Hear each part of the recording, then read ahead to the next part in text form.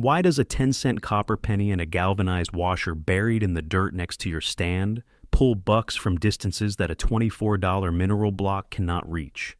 Because the reaction between those two metals produces something a mineral block physically cannot produce, which is dissolved mineral ions that volatilize from the soil surface and travel on thermals and wind, the same way any cent compound does.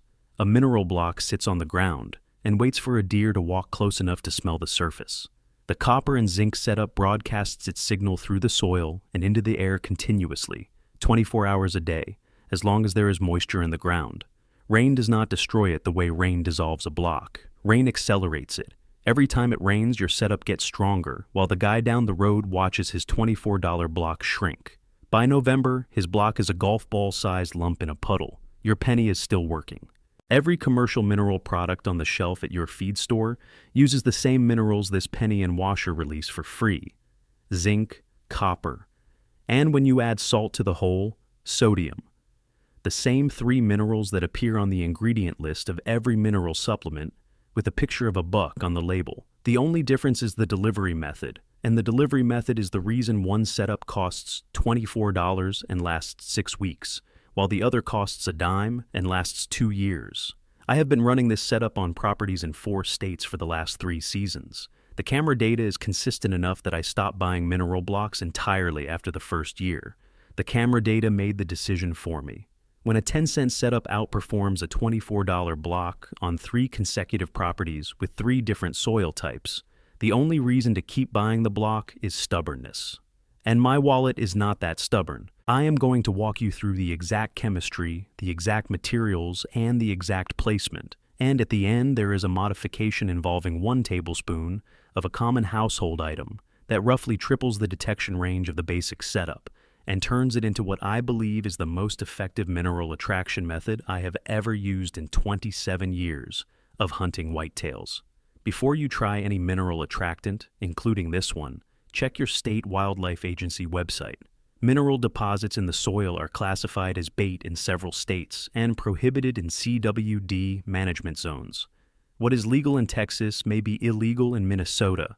5 minutes of research protects your tag and your wallet. I would rather you skip this technique entirely than use it in a state where it crosses a line. The knowledge is only useful if you can apply it legally. The chemistry starts with 2 metals that want to trade electrons. Copper and zinc sit at different positions on the galvanic series, which is a ranking chemists use to describe how aggressively a metal gives up its electrons when it contacts another metal in the presence of moisture. Zinc is more reactive. It donates electrons to the copper, and as it donates those electrons, the zinc atoms leave the metal surface and enter the surrounding soil as dissolved zinc ions. The copper participates in a complementary reaction that releases trace copper ions into the same soil. The moisture, whether it is rain, morning dew, or just ambient humidity condensing on the soil surface, acts as the bridge between the 2 metals. Without moisture, the reaction stops. With moisture, it runs continuously. This is the exact same electrochemical process that causes a car battery to produce electricity, and the exact same process that causes a galvanized fence post to corrode over decades. The difference is that the corrosion products on a fence post blow away in the wind. The corrosion products from your penny and washer dissolve into the soil and get pulled to the surface by capillary action, which is the same force that draws water up through a paper towel when you dip the corner in a glass. As those dissolved ions reach the soil surface, they evaporate into the air with the soil moisture. A deer 80 to 120 yards away, roughly the length of a football field, picks up those airborne mineral ions the same way it picks up any scent compound carried on a thermal. The range difference between this and a mineral block is significant. A mineral block releases minerals through direct surface contact and slow rainwater dissolution. The scent plume from a block reaches maybe 30 to 50 yards, about the distance across a large parking lot. The galvanic setup volatilizes ions from the entire soil surface surrounding the burial point, creating a scent plume that in my testing reaches 80 to 120 yards on a calm morning with a light thermal. That is not a guess. I measured it by placing cut-back cameras at 50, 80, and 120-yard intervals downwind of a galvanic site on a property in East Texas. Piney woods and tracking approach angles over a 3-week period. Deer at the 50-yard camera were already committed, head down, following the scent. Deer at the 80-yard camera were turning toward the site. Deer at the 120-yard camera were pausing, nose up, not committed but clearly detecting something. At 150 yards, I got no directional response. Somewhere between 120 and 150 is the effective detection boundary on that soil type in those conditions. And I will be the first to admit that boundary probably shifts with soil moisture, temperature, wind speed, and a dozen other variables I did not control for. 3 cameras on one property is not a peer-reviewed study, but it was consistent enough across 3 weeks of data that I trust the general pattern, even if the exact yardage shifts from property to property. But 80 to 120 yards of consistent directional response is roughly double what I have ever measured from any commercial block on any property. A Mrs. Doe P mineral block. I ran on the same property the previous season, peaked at about 40 yards of directional approach on camera. Good product, fair price. But 40 yards of pull versus 100 yards of pull is the difference between attracting deer that are already on top of you and pulling deer off a parallel trail they would have walked right past your stand on. Everything in this video, plus 60 more field-tested techniques, is in The Buck Hunter's Bible. 90 pages of deer behavior, science, scent control, scouting methods, stand placement, and rut phase tactics, with a quick reference card you can take to the stand. Link in the description below, QR code on screen. The materials are a pre-1982 U.S. penny and a standard galvanized washer from any hardware store. The pre-1982 date matters because pennies minted before 1982 are 95% copper.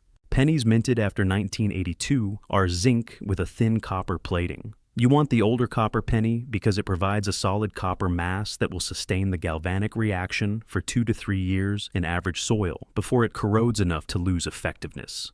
The zinc comes from the washer. Galvanized means the steel washer has been coated in a layer of zinc, and that zinc coating is what dissolves into the soil as the galvanic cell operates. A 3/8 inch galvanized washer costs about 5 cents at any hardware store. A pre-1982 penny costs 1 cent. Total investment is 6 cents, but I round up to a dime because the nail that holds them together costs something. Use a galvanized nail, not a stainless steel nail, because the galvanized nail adds additional zinc surface area to the reaction. Stack the penny against the washer with the nail through both and hammer them into the face of a cut stump about 1/2 inch below the wood surface, roughly the thickness of your pinky finger. The stump wood holds moisture against the metals, and the exposed wood grain acts as a wick that draws dissolved ions to the surface where they can evaporate. If you do not have a stump, push the assembly into the soil at the base of a tree or log, about 2 inches deep. At the moisture line where dry topsoil meets damp subsoil, you want metal in contact with wet dirt. Dry dirt does not conduct the reaction. I cannot stress this enough. The moisture is the fuel for the entire process. No moisture, no reaction, no ions, no deer. Every placement decision you make should prioritize keeping the metals in contact with damp soil for as many days as possible between rain events. The north or northeast side of any stump or log stays moist longest because it gets less direct sun, so place the assembly there. I made the mistake on my first 3 setups of pushing them into the south-facing side of stumps in direct afternoon sun. The soil dried out within 2 days of any rain event, and the reaction essentially stopped. Move them to the north side, and the soil stayed moist for 8 to 10 days between rain events. Same stump, same metals, different moisture persistence. That single adjustment changed my camera results from inconsistent to reliable. If I had quit after those first 3 setups, I would have concluded the technique does not work. Instead, I concluded that I set it up wrong. There is a lesson in that for any technique you try once and give up on. The method might be fine. The execution might be the problem. I almost wrote off the entire concept because of a placement error. 3 setups in direct sun. 0 results. 1 adjustment to the shady side. Immediate results. If you try this and it does not work, check the moisture before you blame the method. Placement relative to your stand follows mineral site rules. 15 to 25 yards from your shooting position, roughly the distance from the pitcher's mound to home plate, downwind of your stand on the prevailing wind, and on or near an existing travel corridor where deer are already moving. The galvanic cell does not create deer traffic. It redirects existing traffic by giving deer a reason to stop and investigate a specific point instead of walking through the area without pausing. I tested this the hard way by placing my second setup ever in the middle of a hardwood flat, 200 yards from the nearest known trail. No rubs, no scrapes, no droppings, nothing. I let it sit for 3 weeks, and the camera produced 2 visits total, both does that appeared to wander in randomly, moved the setup 80 yards to a stump on a used trail intersection, and got 9 visits in the first week. The minerals attract deer, but the deer have to be in the neighborhood to receive the invitation. Look for fresh tracks, droppings, rubs, which are spots where bucks have scraped bark off trees with their antlers to mark territory, or trails with regular traffic. Put the setup on or near that sign, and the response will be fast. Put it in empty timber, and you are broadcasting to an empty room. Same principle from the fermented ash video. The mineral chemistry converts a pass-through trail into a stopping point. A buddy who manages hunting leases in western South Dakota tested 6 of these setups across 3 different properties last fall. 5 of the 6 produced measurable increases in camera activity within the first 2 weeks. The 6th one, the one that did not work, was placed in sandy soil that drained so fast the metals were dry within 24 hours of rain. Sand does not hold moisture the way clay or loam does. If your soil is predominantly sandy, this technique will underperform unless you supplement the moisture artificially, which the bonus trick addresses. His best performing site was on a clay loam bench in the Black Hills, where the soil stayed damp for 2 weeks between rain events. That site produced 31 unique deer visits in 21 days, including 5 different bucks. One of them, a 160 class 5.5-year-old that showed up 3 times in shooting light. He set up a Primo's ground blind 22 yards from the stump and killed a 3.5-year-old 9-point on November 3rd that stood licking the stump face for nearly 15 seconds before he could settle his Matthews pin. The deer walked to a dime's worth of metal and stood there long enough for a clean broadside shot. He texted me a photo of the buck at 6:14 a.m. standing at the stump with his tongue on the wood surface. I saved that photo on my phone. I look at it every time I walk past a mineral block display at the feed store. The cost comparison is where the math gets uncomfortable for anyone who has been buying commercial mineral products. A bag of commercial mineral supplement runs $18 to $28. It lasts 4 to 6 weeks depending on rain. 3 to 4 bags per season per site is standard. Call it $80 to $100 per site per year. If you run 3 sites, that is $240 to $300 annually. Over 10 years, that is $2,400 to $3,000 on minerals that dissolve in the rain and need constant resupply. The galvanic setup costs a dime per site. 3 sites is 30 cents. The penny and washer lasts 2 to 3 years before the zinc coating on the washer depletes enough to need replacement. A new washer costs a nickel. Over 10 years, your total cost for 3 sites is less than $2. My wallet has opinions about that math, and they are all positive. Think about that for a second.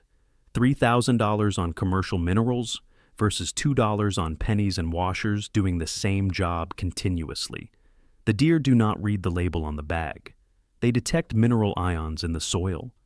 The ions from galvanic corrosion are chemically identical to the ions that dissolve from a commercial block. Same zinc, same copper, same sodium if you add salt. The only difference is the price tag and the fact that nobody can sell you a penny and a washer for $24 at a pro shop.